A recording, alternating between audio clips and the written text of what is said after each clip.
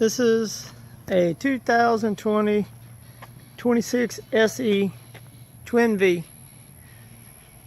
ordered from Leader Marine in Texas. So when you order a boat from him, this is how it comes. He ordered it from the factory for me, drove from Texas to Florida, picked it up, dropped it off at my house, and then went back to Texas. I ordered it no motors, no rigging, no electronics. It does have the power steering, hoses run, the rig and tubes in, and battery cables. Float on trailer.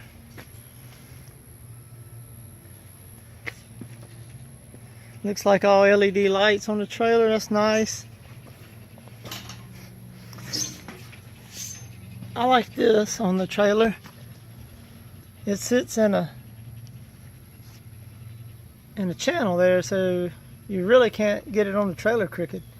You know, between the way the rails keep you inside, and then it's got to fall in it to that channel. I should be able to drive it right up the trailer, no problem, just like I do my little boat. Let's see, in the hatch here, the bilge pump and the fuel lines. I'll put a Raycor fuel filter in there. Ooh. Other side's the same way. A little removable door. Looks like a cutting board that says Twin V to me. Seats, little covers. This is some dry storage under the seat. Little gasket around there. That should be good.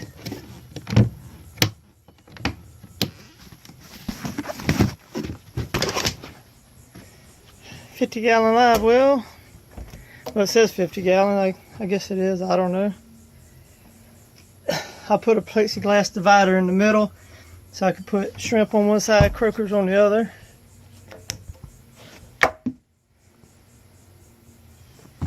$260 SE. The reason I bought the boat is for that right there. Ties the back of the T-top down to the live well, so it gives the T-top some support. Very plush seats. Yeah, of course they flip up. You got the flip up footrest. The power for the power steering. You got 3 different driving modes.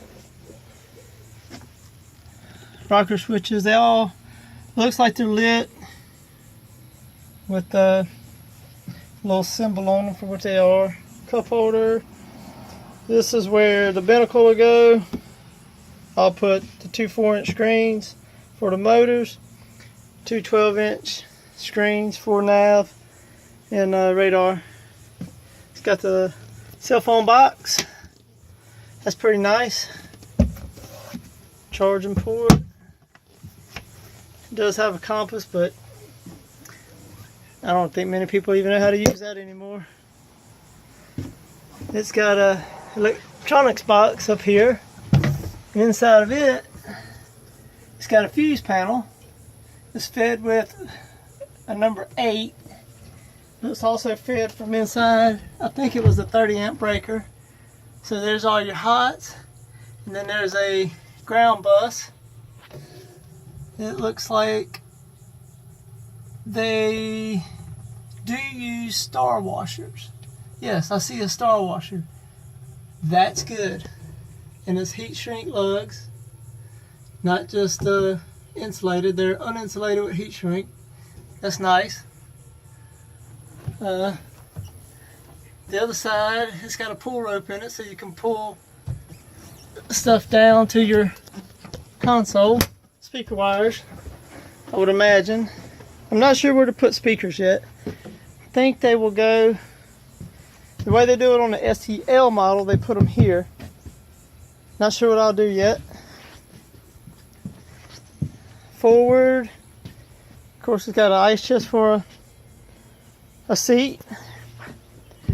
It's got a fish box for trout fishing. Of course, you can't put a big tuna in there, but this ice chest is removable, and I have access to a 400 quart ice chest that will fit right here when I go offshore. If you want the windlass, this comes out. These 4 screws will come off. Your windlass will bolt right there. How do you work this thing? Okay.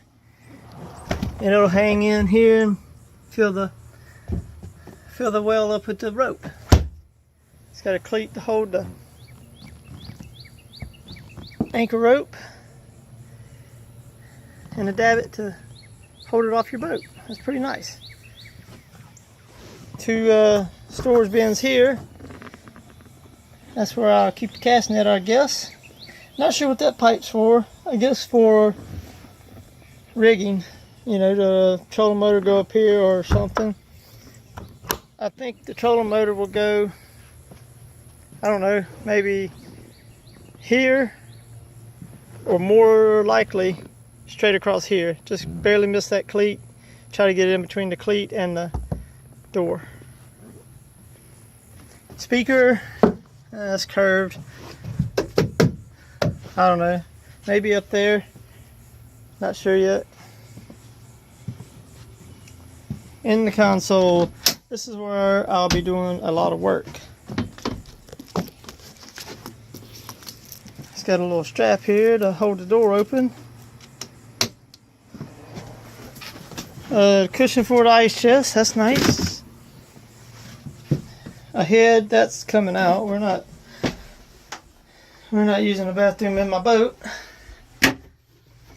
Alright, power steering, 2 battery boxes. No idea what that is, but it's coming out. These aren't even screwed down. That's nice. These battery boxes will probably go away and I'll use something else. I want 3 batteries, so I'll move the power steering pump, maybe turn it and put it, it looks like it'll fit here, so I'll turn it, put it here behind the rigging tube and footrest there. Either hide all that slack behind it, maybe tie it up under here, or just have some new hoses made that are not near as long. Those look like just generic hoses. Another fuse block for, and that one is fed by a 30 amp.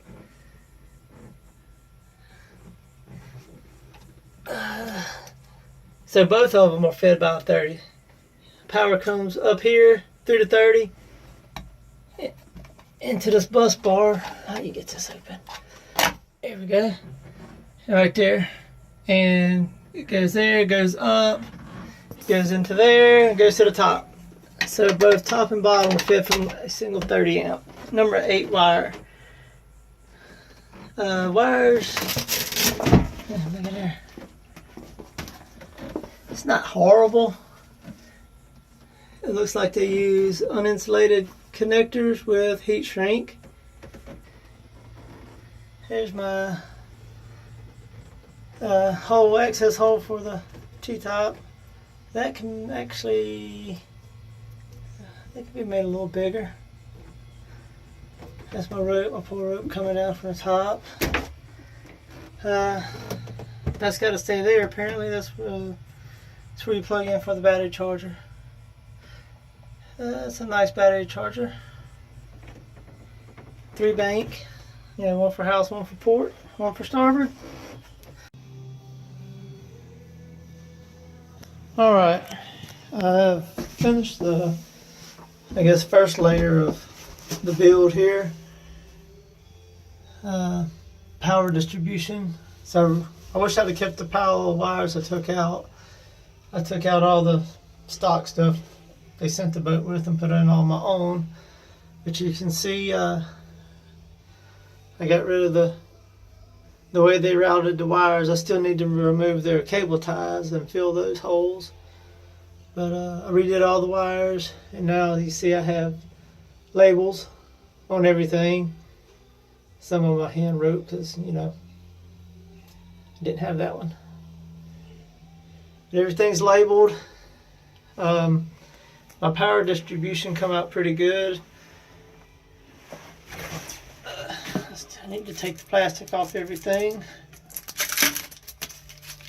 There's still another piece back there. Oh well.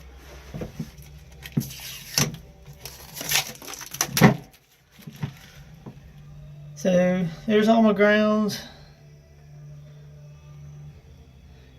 The big wire, the main grounds, then each individual circuit.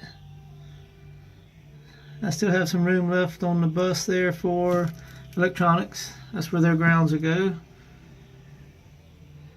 This I'm not too happy about. This is the only fuse I have in the boat.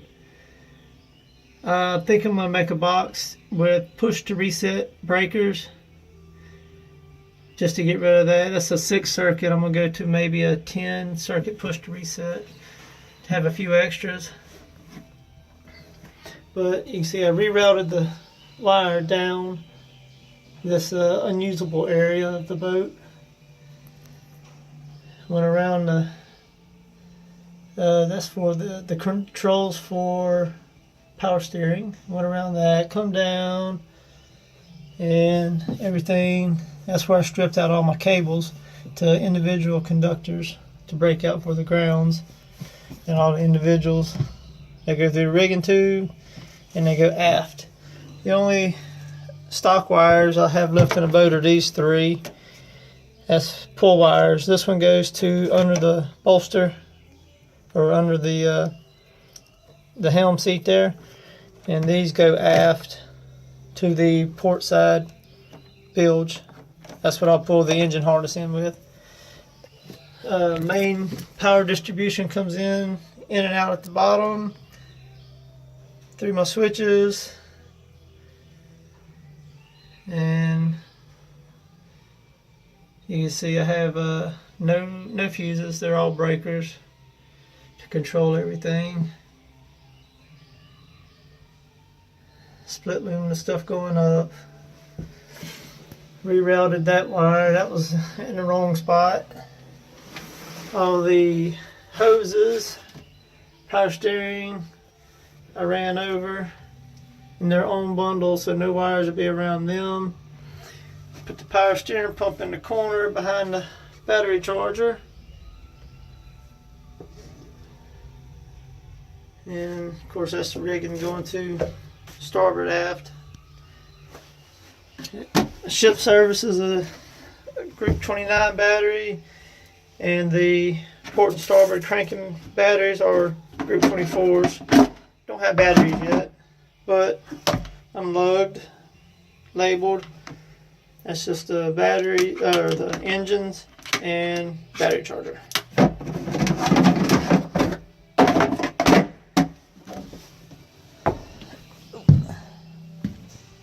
I redid everything under here as well, but I forgot to take that off to show you. And then the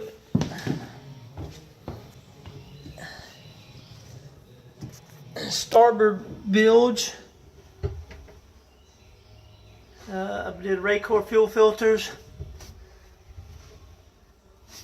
See, rigging tube starts there. Everything comes around top. Redid the bilge with Deutsch instead of butt splices. Added this clear hose. I'll show you that. So under these seats in this channel they have a drain, and the drain just fell into here. So I come off of the drain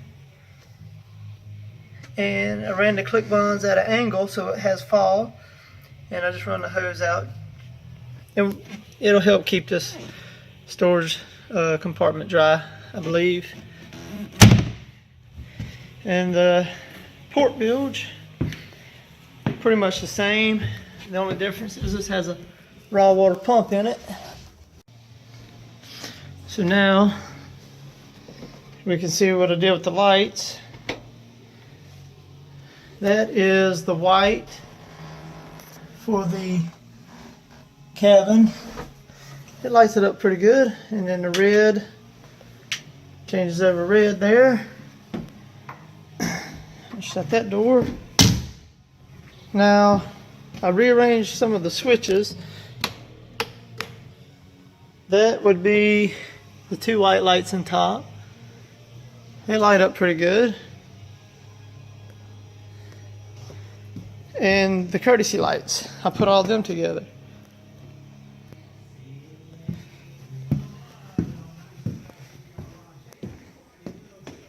It gives you plenty of light to walk around and work.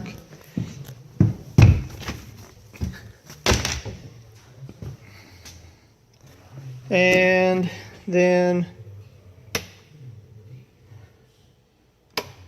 the red lights. There's 3 of those. They're all on the same switch. That gives you pretty good light. You know, someone else can see to do something and you won't have a glare while you're driving. Then under the gunner lights, they come out blue. I think they come out pretty good. I like it.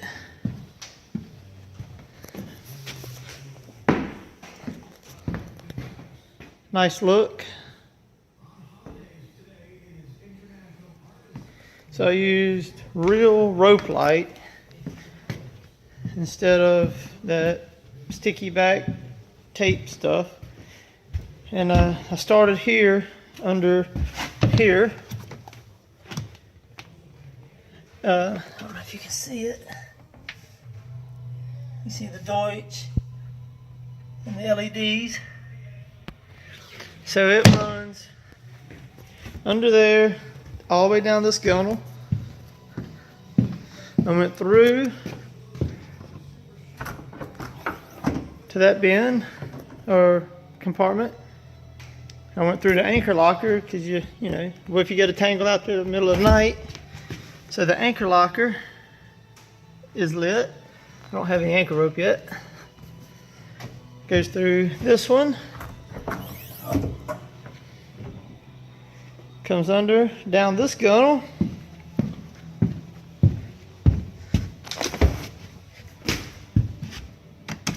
Through this bin. And comes back across the bottom. Comes through this bilge. Plenty of light to see if you need to get some out of the bilge. And comes across under the deck to this bilge. That was a little dimmer. That's the end of the line there.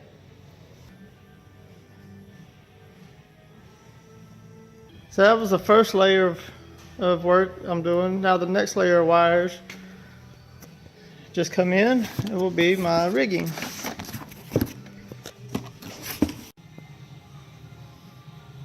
So here's all the rigging unboxed. You got troll mold, switch. It plugs in all this mess. The key and emergency stop plugs in here. Not sure what this wire is for. You unplug it, that's just a cap, maybe for a second station emergency kill, if I had to guess. Start stop. These wires, not sure what they're for. I want to find out though, just so I'll know. There's port and starboard.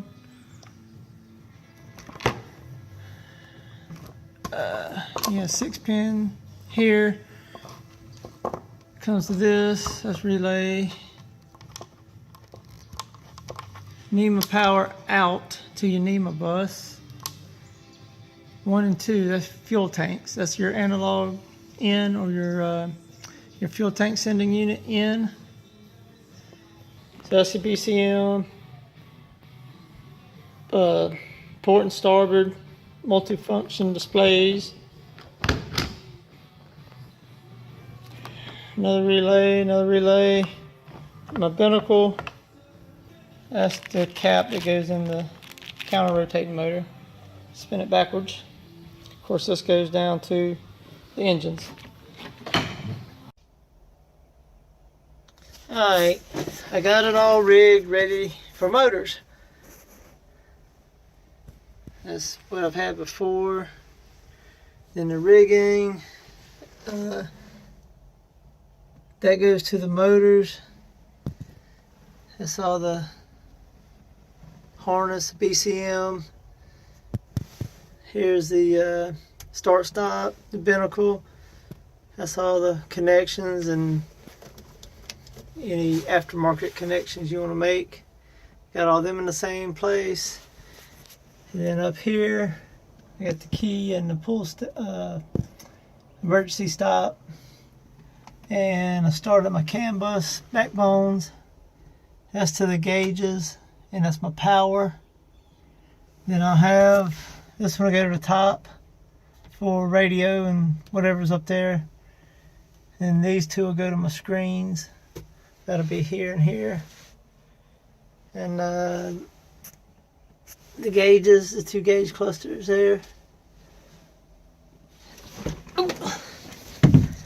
You can see on the outside, I got the key up here, out of the way. Start, stop. That's the power steering control.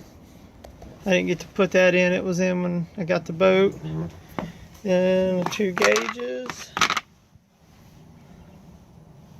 There were displays, I guess. It's all the gauges. And my binnacle. Precision control. It's going to be great. And one day, there'll be 2 screens there. Someday soon, I hope.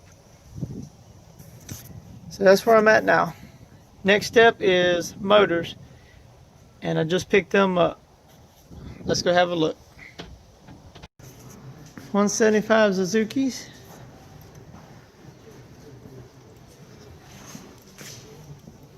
Two of them.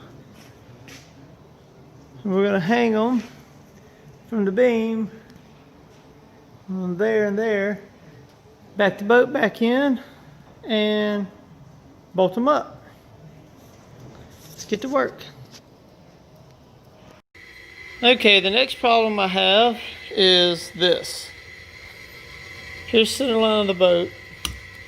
This is where the factory put the anchor rope thing that goes, through hole. So anyways, I'm gonna put a windlass.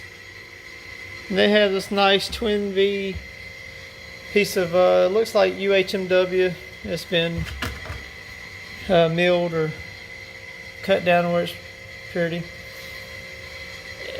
It's just to protect the deck from the chain slapping on the deck from the anchor rope. Here's the problem. That's the cutout template for my windlass. I went with, where's it at? The Maxwell RC6. I like the low profile design, and I think it'll look a lot better. Well, if you cover the hole, you can see the anchor rope or the rod will go right across the cleat. If you center the rope up where the rope goes straight down the middle of the boat to the davit, that leaves a hole. Again, no bueno. So what I'm doing now is deleting this piece, the nice pretty twin V piece, pulling the cleat. I've got a piece of Delrin, 1/4 inch thick, same thickness as that. Okay, I think this is about what I'm gonna go with. Maybe. It's 9 inches wide. The windlass will sit right there, so I have about a 1/4 inch around the radius of the windlass. and then the hole's covered. I'll put the cleat back where it was, which is, I don't know, maybe right in that area. Okay, the next layer I did is audio. There's where I mounted my amp. I don't know if you can tell where that is. I haven't put the cover on yet. I had to make my own RCA cables. So that's solid core coax. That's what I had laying around. I found in an old radar building at the airport when I worked there. But I had to put the ends on. They solder on. And I brought everything up and around. And the reason I made my own cables is I have a very small hole. And I couldn't get all the RCA cables up with the ends on it. This is for radar. That's my next layer. That's hopefully the final draw. I'm working on that now. But audio's done. I went with the 1000 watt amp, 5-channel. Radio mounted up here. I wanted it up top. I didn't want to put it in the dash. I'm gonna put, this is radar cable and stuff. That's what I'm working on today is radar. My VHF will fit here. It'd be AIS VHF. I'm gonna go with the Simrad RS40B. That'll be, I hadn't ordered that yet. That's the next thing I gotta buy, or the last thing I gotta buy. What I'm working on now is the screens. I got them laid out finally. I went with the EVO 3s. It's gonna be nice screens. They're 12-inch. I got 2 of those. Well, I've got the screens in. They come out pretty good, I guess. I got all the wires groomed. That's the radar and NEMA tied together. It comes up. Not tied together, but just zip tied together. Comes up. That's the power is also in the radar cable. So I Deutsched it right there. 3-pin Deutsch. And I brought the NEMA came over with the T right there. Everything else come over, come down, over. There's the radar data, NEMA and power. And the other side is NEMA, power, and I'll put the transducer here. This wire, you see it's cut off. That's just a piece of wire I stuck in there to keep these wires stacked in the right position so the zip tie didn't roll them flat. That's where I'm going to run the transducer cable. When it gets to this bundle, there's space for it. You know, it'll fit right between these. One thing I haven't shown before, since I'm hooking up all the power for the screens, I had to get into my push to reset box. But here's a look inside of it. That's all the available 1 through 8 is available. Here's all my breakers. See, I just have a main bus connecting them to each row, and then number 8 going between, you know, from row to row, and everything numbered and labeled. All that comes down and ties in there, and then it's just a case opening in the side here. You know, you can see my finger through the hole. It's not watertight, you know, it's just a box to hold the breakers and somewhere to hide the wires. I figured it ought to be pretty dry inside this console, and everything is coated. You know, I got heat shrink on everything, and then I spray the connections with a clear coat called Conform. And of course all the grounds, I got those pulled off to the side. They'll tie into those right there. Well, this is it. A finished console as far as I'm gonna go in here. What's left is hang the fire extinguisher. I've got 20 hours on the boat now, just did my first oil change. The EVO3s, 12-inch. I got the Halo 4 radar. That was a kind of a trick. If you see, I have a very close tolerance. The top's crowned, so if I would have put it over the electronics box, I'm in the top of the crown. And it's also close to the tires, the axles, which wouldn't give me very much clearance. So I put it far forward as I can get it, so I can hook to the tractor, lower the bow, and just squeak it under that door. I have about an inch and a half of clearance.